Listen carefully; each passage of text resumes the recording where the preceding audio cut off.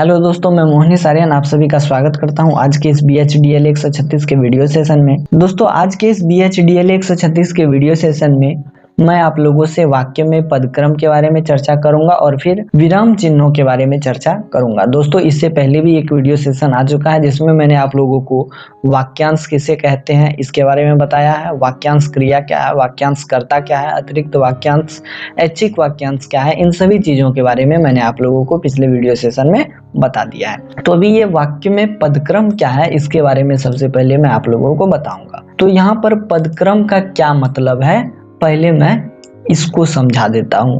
तो इसमें दो शब्द है दोस्तों, पद और क्रम। आप लोग अच्छे से देख रहे होंगे। क्रम के लिए हम कह सकते हैं श्रृंखला या फिर इंग्लिश में ऑर्डर कह सकते हैं। अब पहला जो शब्द है, दूसरे के बारे में तो मैंने आप लोगों को बता दिया, दूसरा क्रम है जिसको ऑर्डर या श्रृंखला कहते हैं। लेकिन इस पद को क्या कहते हैं जो पहला शब्द इसमें दिया गया है। तो दोस्तों, व्याकरणिक दृष्टि से हम लोग पद जो है इसको शब्द की संज्ञा भी देते हैं, लेकिन इसके पीछे एक कंडीशन है और कंडीशन ये है कि शब्द जो है पद तभी कहलाएंगे जब ये शब्द जो है वाक्य में प्रयुक्त होंगे। जैसे कि राम ने आम खाया, तो इसमें जितने सारे शब्द हैं अभी एक वाक्य में पिरोए हुए हैं और इस वाक्य में जो भी शब्द हैं अभी पद के अंतर्गत आएंगे। जबकि अगर हम लोग अलग अलग सब शब्दों को कहे, जैसे कि राम, फिर बाद में कहें ने, फिर उसके कुछ देर बाद कहें आम, फिर उसके कुछ देर बाद कहें खाया, तो ये सभी शब्द जो है अलग हो जाएंगे। लेकिन जब हम लोग इसी सारे शब्दों को मिला देंगे तो एक पद बनेगा और सार्थक पद से नए वाक्यों का निर्माण होगा। तो अब आप लोग पद को समझ गए होंगे और क्रम का मतलब ऑर्डर या श्रृंखला तो आप लोगों को मैंने पहले ही बता दिया। तो यहाँ पर कहा जा रहा है कि वाक्यों में शब्दों का क्रम क्या होगा। वाक्यों में पदक्रम जो लिखा हुआ है इसका मतलब हुआ कि वाक्यों में शब्दों का क्रम क्या होगा। तो दोस्तों, मैं आप लोगों को बता दूं कि जब भी हम लोग लिखित भाषा में पदक्रम की बात करते हैं, मतलब शब्दों के क्रम की बात करते हैं, तो लिखित भाषा में पदक्रम या शब्द क्रम जो है निश्चित होते हैं। क्योंकि लिखित भाषा में हम लोग व्याकरणिक दृष्टि से शब्दों को लिखते हैं या शब्दों को वाक्यों में पिरोते हैं। जबकि हम लोग जब मौखिक भाषा का इस्तेमाल करते हैं तो मौखिक भाषा जो है वो व्याकरणिक दृष्टि से स्वतंत्र होती है, मतलब व्याकरण से मौखिक भाषा का कोई लेना देना नहीं होता। इस वजह से मौखिक भाषा में वाक्यों का कोई एक निश्चित पदक्रम नहीं होता, या फिर हम ये कह सकते हैं कि मौखिक भाषा में वाक्यों का एक निश्चित शब्द क्रम नहीं होता है। और हम लोग जो है बोलचाल की भाषा या मौखिक भाषा में पद क्रम को आवश्यकता अनुसार परिवर्तित कर सकते हैं, अर्थात शब्द के क्रम को आवश्यकता अनुसार इधर उधर कर सकते हैं। जैसे कि एक उदाहरण यहाँ पर दिखाया गया, आप लोग उदाहरण से भी समझ सकते हैं। जैसे यहाँ लिखा गया आप बाकी पैसे लीजिए, ये सामान्य पदक्रम है, जबकि इसी में शब्दों को उलट पुलट करके परिवर्तित पदक्रम का निर्माण किया गया, जहाँ पर लिखा गया लीजिए बाकी पैसे आप। दोनों ही जो है मौखिक भाषा में सही है, दोनों गलत नहीं है। तो इस वजह से मौखिक भाषा में पद में जो है या फिर कह सकते हैं शब्दों के क्रम में हेरफेर किया जा सकता है। अब आप लोग वाक्यों में पदक्रम को अच्छे से समझ गए होंगे। चलिए नीचे देख लेते हैं कि नीचे हम लोगों को किस बात पर डिस्कशन करनी है। अब हम लोगों को डिस्कस करना है अनुतान के बारे में। तो दोस्तों, मैं आप लोगों को बता दूं कि मैंने पहले भी अनुतान के बारे में आप लोगों से डिस्कशन कर लिया है। पिछले वीडियोज में मैंने आप लोगों को अनुतान के बारे में बतलाया है। तो यहाँ पर मैं अनुतान के बारे में काफ़ी विस्तार पूर्वक नहीं बताऊंगा, केवल संक्षेप में बता देता हूँ कि अनुतान क्या होता है और फिर अनुतान का भाषा में क्या महत्व होता है। तो दोस्तों, अनुतान का मतलब सीधा सीधा हो सकता है बोलने के ढंग से, या फिर हम कह सकते हैं कि बोलने में जो उतार चढ़ाव होता है, या फिर कह सकते हैं मौखिक भाषा में जो वाणी होती है उसमें जो उतार चढ़ाव होते हैं उसे ही हम लोग अनुतान की संज्ञा देते हैं। और अनुतान का भाषा में विशेष महत्व होता है, क्योंकि अनुतान के वजह से ही भाषा में सार्थकता का पता चलता है। इसके लिए मैं एक उदाहरण लेता हूं, आप लोग उदाहरण से काफी अच्छे से समझ पाएंगे कि अनुतान का भाषा में किस प्रकार से बहुत अधिक महत्व है। जैसे मैं कहता हूं वह चला गया, तो यह एक सामान्य सूचक शब्द है कि मतलब कोई व्यक्ति जो है वो चला गया। लेकिन अगर मैं जोर से कहता हूं वह चला गया, तो इसका मतलब है कि मैं प्रश्न कर रहा हूँ, मैं किसी से पूछ रहा हूँ कि वह व्यक्ति जो था वो चला गया क्या। और लेकिन अगर मैं यही जोर से कहता हूँ वह चला गया, तो यहाँ पर क्या है कि आश्चर्य से मैं किसी को बोल रहा हूँ कि क्या वह व्यक्ति चला गया। तो यहाँ पर जैसे कि पीके वाली मूवी का भी एक डायलॉग मैं आप लोगों को याद दिला देता हूँ, जब आमिर खान जेल में रहते हैं और वहाँ पर एक सीन है, अच्छा तुमने खाना खाया, या फिर ऐसा है अच्छा अच्छा। तो ये इसी को हम लोग अनुतान की संज्ञा देते हैं। इसमें क्या होता है कि स्वरों में अर्थात मुख से जो वाणी निकलती है उसमें जो उतार चढ़ाव देखने को मिलता है वही अनुतान होता है, और इसी अनुतान के वजह से ही वाक्यों की सार्थकता स्पष्ट होती है। लोग जो है अच्छे से समझ पाते हैं कि आखिर सामने वाला जो वक्ता है वो क्या कहना चाह रहा है। तो अब आप लोग समझ गए होंगे कि अनुतान क्या है और अनुतान का भाषा में क्या महत्व है। या फिर साधारण तौर पर हम अनुतान की एक और परिभाषा ये दे सकते हैं कि सुर लहर, मतलब बोलने में जो लहर होती है उसे ही हम लोग अनुतान कहते हैं। अब आप लोग अनुतान और अनुतान का भाषा में महत्व अच्छे से समझ गए होंगे। अब नीचे चलते हैं, देखते हैं कि नीचे हम लोगों को क्या डिस्कस करना है।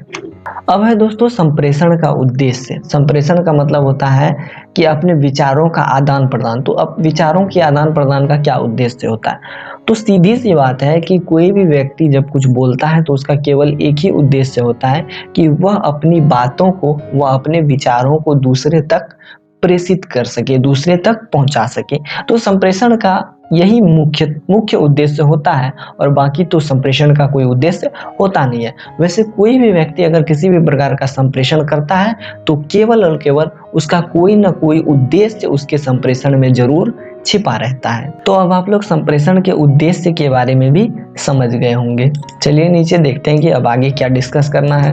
अब हम लोगों को डिस्कस करना है दोस्तों विराम चिन्ह के बारे में। ये काफी महत्वपूर्ण टॉपिक है, जरा ध्यान से सुनिएगा, मैं भी आप लोगों को अच्छे से समझाने की कोशिश करूंगा। दोस्तों किसी भी भाषा के पूर्ण ज्ञान एवं सही प्रयोग के लिए विराम चिन्हों का ज्ञान होना अति आवश्यक है। बिना विराम चिन्हों के ज्ञान के भाषा को समझना काफी कठिन हो जाता है। इसीलिए यहाँ पर हम लोग हिंदी में चले आ रहे कुछ महत्वपूर्ण विराम चिन्हों के बारे में सीखेंगे। तो सबसे पहले है अल्प विराम, जिसे हम लोग इंग्लिश में कोमा कहते हैं, और आजकल लोग हिंदी में भी अल्प विराम को कोमा की संज्ञा ही देते हैं। अल्प विराम का मतलब होता है थोड़ी देर के लिए विराम लेना।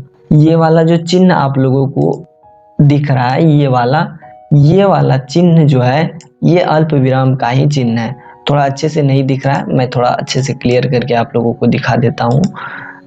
ये वाला जो चिन्ह है यही अल्प विराम है। और अल्प विराम का क्या काम होता है कि दो शब्दों को, जैसे कि एक ही जाति के दो शब्द को अलग करना। जैसे कि यहाँ पर आप लोग अच्छे से देख रहे होंगे, राम, मोहन और सोहन तीनों नाम हैं और तीनों जो है व्यक्तिवाचक संज्ञा के अंतर्गत आते हैं। तो यहाँ पर राम, मोहन और सोहन को अलग करने के लिए कोमा या फिर अल्प विराम लगाया गया है। तो अब आप लोग समझ गए होंगे। अब क्या होता है कि कभी कभी शब्द दो या दो से अधिक शब्द युग्मों को अलग करने के लिए कोमा या अल्प विराम का प्रयोग किया जाता है। और शब्द युग्म का मतलब हो गया शब्दों के जोड़े, जैसे कि हानि और लाभ, ये शब्दों के जोड़े हैं। सुख और दुख, ये भी शब्दों के जोड़े हैं। हार और जीत, ये भी शब्दों के जोड़े हैं, मतलब दो शब्दों के जोड़े हैं। तो इन तीनों शब्दों के जोड़े को अलग करने के लिए कोमा का प्रयोग यहाँ पर किया गया है। आप लोग स्पष्ट रूप से यहाँ देख रहे होंगे। तो अब आप लोग समझ गए होंगे कि कोमा का प्रयोग कहाँ कहाँ होता है, और एक दो प्रयोग हैं वो भी मैं आप लोगों को बता देता हूँ। जब हम लोग किसी उक्ति को की लगा करके दिखाने का प्रयास करते हैं तो उस उक्ति से की शब्द को हटाने के लिए भी कोमा का प्रयोग किया जाता है। जैसे कि राम ने कहा कि उसे घर जाना चाहिए, तो यहाँ पर जो राम ने कहा कि जो है, इस की को हटाने के लिए कोमा का प्रयोग किया जाता है। अभी आप लोग अच्छे से नहीं समझे होंगे, मैं एक उदाहरण आप लोगों को स्पष्ट तौर पर दिखा देता हूँ ताकि आप लोग अच्छे से समझ सके कि किस प्रकार से की हटाने पर कोमा स्वतः लग जाता है। ये रहा उदाहरण, गुरुजी ने कहा खूब मेहनत करूं। तो यहाँ पर अगर हम लोग की लगा दे, इस कोमा को हटा करके की लगा दे, तो जो है यह वाक्य जो है कंप्लीट हो जाएगा। अगर हम लोग यहीं पर की हटा दें तो की हटने के बाद कोमा लग जाएगा, जैसे कि यहाँ पर लगा हुआ है, गुरुजी ने कहा कोमा खूब मेहनत करो। तो अब आप लोग जो है अल्प विराम का प्रयोग कहाँ कहाँ करते हैं अच्छे से समझ गए होंगे। अब हम लोग बात कर लेते हैं अर्धविराम के बारे में। ये रहा दोस्तों अर्धविराम सेमीकोलन। तो होता क्या है कि जब अल्प विराम की अपेक्षा कहीं पर अधिक ठहराव की अपेक्षा हो, या फिर कह सकते हैं कि अल्प विराम की अपेक्षा जहां अधिक ठहराव हो तो वहां अर्धविराम का प्रयोग होता है। जैसे कि यहाँ पर उदाहरण दिया हुआ है, पदार्थ का स्तर किस प्रकार ऊंचा हो, अर्धविराम छात्र अध्ययन में किस प्रकार तल्लीनता पूर्वक प्रवृत्त हो। यहाँ पर भी अर्धविराम लगेगा, थोड़ा सा मिस्टेक हो गया है। पुस्तक प्रिंटिंग में, मतलब पुस्तक ने जो प्रिंट किया है वहां पर अर्धविराम देना भूल गए। तो प्रवृत्त हो, फिर उनमें नैतिकता का विकास कैसे हो। तो यहाँ पर आप देख रहे हैं कि अल्प विराम की अपेक्षा थोड़ा ज्यादा ठहराव है। अलग अलग वाक्य, जैसे कि पदार्थ का स्तर किस प्रकार ऊंचा हो, ये अलग वाक्य है। छात्र अध्ययन में किस प्रकार तल्लीनता पूर्वक प्रवृत्त हो, ये अलग वाक्य है। तो दोनों वाक्यों में थोड़ा ठहराव है, अल्प विराम की अपेक्षा ज्यादा ठहराव है, इसी वजह से अर्धविराम का प्रयोग यहाँ पर किया गया है। अब हम लोग बात कर लेते हैं उपविराम के बारे में, जिसे हम लोग इंग्लिश में कोलोन भी कहते हैं। तो कोलोन का जो चिन्ह होता है वो ये होता है, यहाँ पर जो चिन्ह है ये कोलोन का चिन्ह है। अच्छे से नहीं समझ में आ रहा होगा आप लोगों को, जरा मैं अच्छे से क्लियर करके दिखा देता हूँ चिन्ह को। ये रहा चिन्ह। तो जिस वाक्य में या जिस समय अर्धविराम की अपेक्षा थोड़ा अधिक ठहराव हो तो उस समय उपविराम का प्रयोग किया जाता है। जैसे कि मैं उदाहरण आप लोगों को दिखा देता हूँ। यहाँ पर प्रसाद विचार और विश्लेषण, यह जो है किसी पुस्तक के शीर्षक का नाम है। तो यहाँ पर प्रसाद में क्या हुआ कि थोड़ा देर ठहराव ज्यादा रहा। मैंने कहा प्रसाद, फिर विचार और विश्लेषण, तो मैंने साधारण तौर पर ये कहा प्रसाद विचार और विश्लेषण, तो यहाँ पर उपविराम का प्रयोग किया गया। या फिर भारत अरण्यक का देश अरण्यहीन निबंध शीर्षक है ये। तो इस तरह के जगहों पर उपविराम का प्रयोग होता है और अधिकतर जो है पुस्तक शीर्षक, निबंध शीर्षक, गद्य शीर्षक आदि जगहों पर उपविराम का प्रयोग होता है। अब हम लोग बात कर लेते हैं पूर्ण विराम के बारे में, फुल स्टॉप। तो दोस्तों जहां पर कोई वाक्य पूरा हो जाए तो वहां पर हम लोग पूर्ण विराम का प्रयोग करते हैं, या फिर जहां पर किसी वक्ता का मनोभाव पूर्ण रूप से स्पष्ट हो जाए तो उस जगह पर पूर्ण विराम का प्रयोग होता है। जैसे कि राम स्कूल गया, तो यहाँ पर किसी वक्ता का जो मनोभाव है वो कंप्लीट हो गया, वो पूर्ण हो गया कि राम स्कूल गया। तो इस तरह के जगहों पर पूर्ण विराम का प्रयोग होता है और वास्तव में पूर्ण विराम का चिन्ह ये है।